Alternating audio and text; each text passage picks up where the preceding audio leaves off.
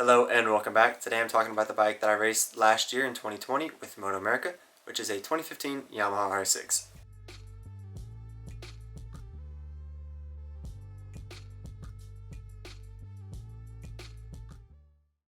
So one of the questions that I always get whenever I go to the racetrack is, what throttle cable is that on your bike? What I run on my bike is a Robbie Moto throttle. It's a lot different than the stuff you'll see here in the States, and there's a reason for that.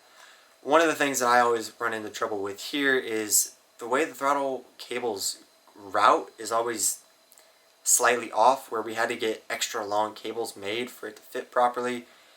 You have to get it like in the right spot to go over your brake master cylinder, under your brake master cylinder, above the reservoir, below the reservoir.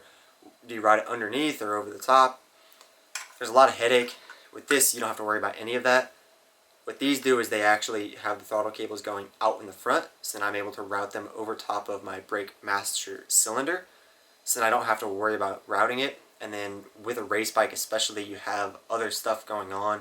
You have your steering damper, you have all this other stuff going on. If I can minimize that and not have to worry about it by running a really cool throttle tube, that's great for me. They come in a bunch of different colors. They have different reel sizes as well. I run the one that gets me to full throttle the quickest, just because I don't want to be wasting any time like that. And I found it to work super great for me. You have throttle cable adjustment really easily as well, so you can kind of get that. And it's really nice of where I like to have a really quick throttle cable, where whenever I get to the gas I want it to go. I don't want to be having any slop in the line. I want there to be as least slop as possible without it actually opening the throttle on its own. So for this, you can adjust it really easy. Looks really cool, get a bunch of different colors. And the most important thing is it routes properly. We don't have to worry about, do you have it in the right spot, is it not, is it this, is it that. You can get it super easy, super quick. Freaking love this thing. So what clip-ons do I run on my race bike?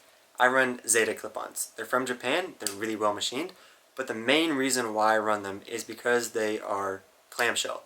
They have a pivot point in here. There's something to be said for reducing complexity on the bike. For these, it's 2 bolts, and this thing just clasps around your forks. You don't have to worry about doing anything else.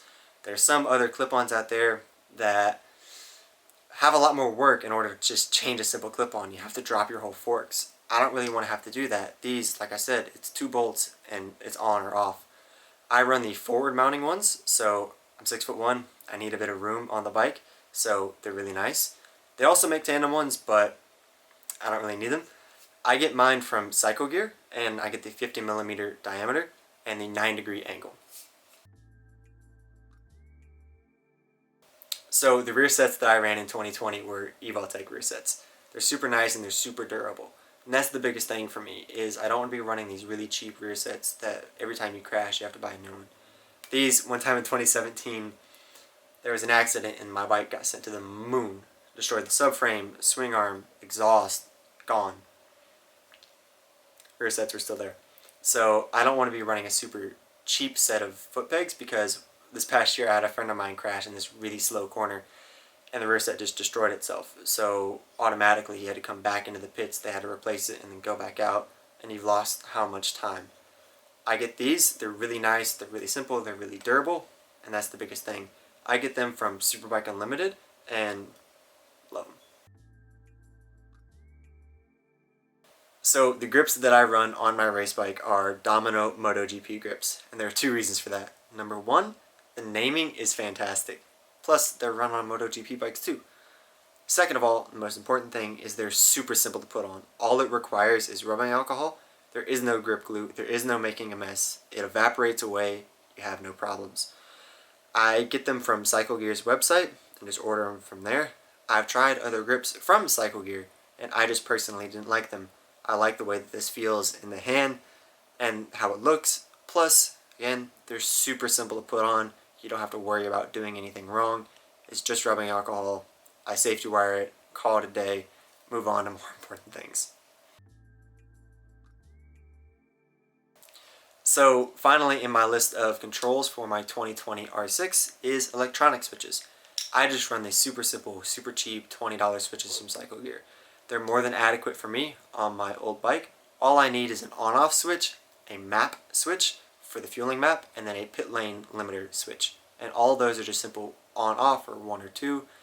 I don't need to have anything super complicated. They're 20 bucks. The only downside is they take up a lot of room on the handlebar, which isn't quite as nice because you don't have quite the adjustability for where I want the levers to go. But small price to pay, literally, because they're 20 bucks, super cheap.